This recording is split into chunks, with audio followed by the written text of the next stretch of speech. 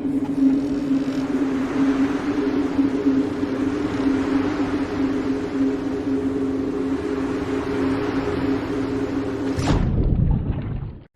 everyone to the Moisky News for April the 28th, 2021. Today we're going to talk about how Boris Johnson could well get suspended, or possibly forced to resign, over wallpaper and armchairs.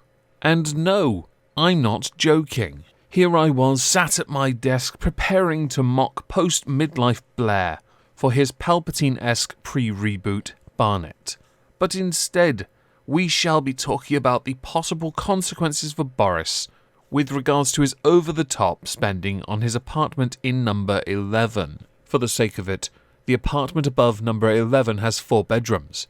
It is bigger than the apartment above number 10. So even though you see the Prime Minister leave number 10, he doesn't live in number 10. Taxpayers front an annual bill of £30,000 for general upkeep of the private residence.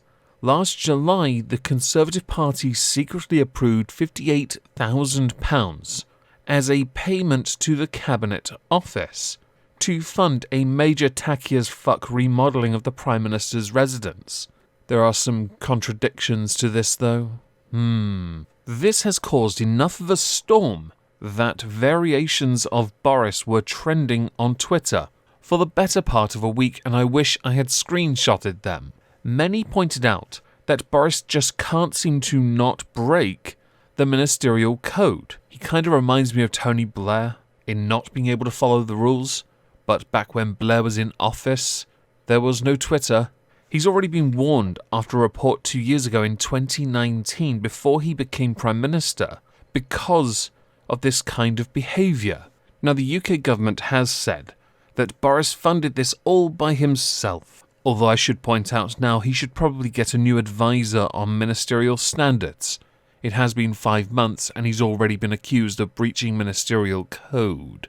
And it is believed he will have to declare exactly how much the refurbishment cost.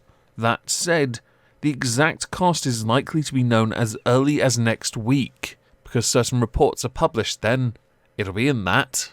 If he hasn't paid for it himself, oh no. You are in trouble. I bet many of you were hoping for conversation on Dominic Cummings' blog. I find wallpaper matching sofas to be far more fascinating, as it does lead to conversations on what the Prime Minister had planned and how it would have been illegal. For example, Boris had planned to but forgot to, so he never actually did it, to set up a charitable trust to look after the residences for the Prime Minister.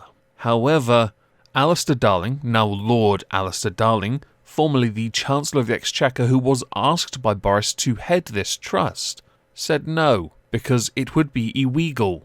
And if anyone wonders, yes, he did in fact say that from a Badger set where he was hiding from farmers. Now, Boris has suffered quite a bit financially as of late. His divorce was quite expensive. He no longer brings in £250,000 a year from his journalistic career. So even on his meagre £150,000 a year salary, he is considered to be struggling to make ends meet. His partner, Carrie Symonds, had actually urged Boris to sack Helen McNamara, who is the Director General of Propriety and Ethics in the Cabinet Office, because she refused to sign off extra money for the flat. Just to go back to the idea of the charitable trust, the official statement on the aim of this was to preserve Downing Street for posterity, an idea taken from how the White House operates.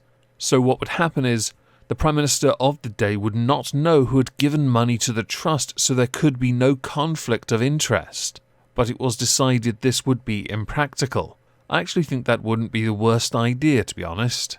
A final part of this, I guess, would be that it is now believed Boris Johnson had to take out a loan to settle the renovation costs, because his partner has expensive taste, really expensive taste, like wallpaper is gold, expensive taste.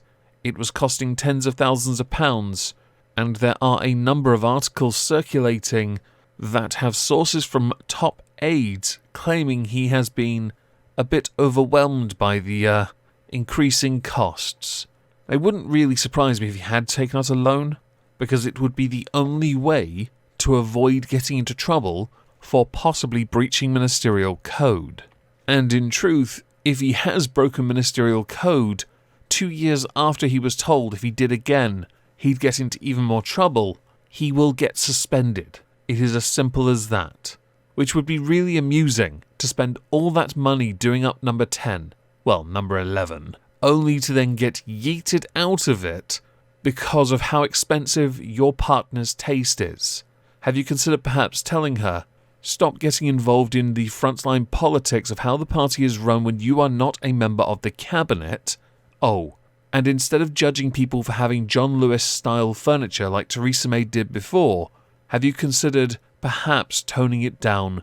She's not engaged to somebody that has any discernible wealth, because he lost it all in a divorce, and because you spent it all. And he won't be able to develop any wealth for you to live on cushy and comfy with your son if you keep blowing through it on the eco-friendly golden wallpaper.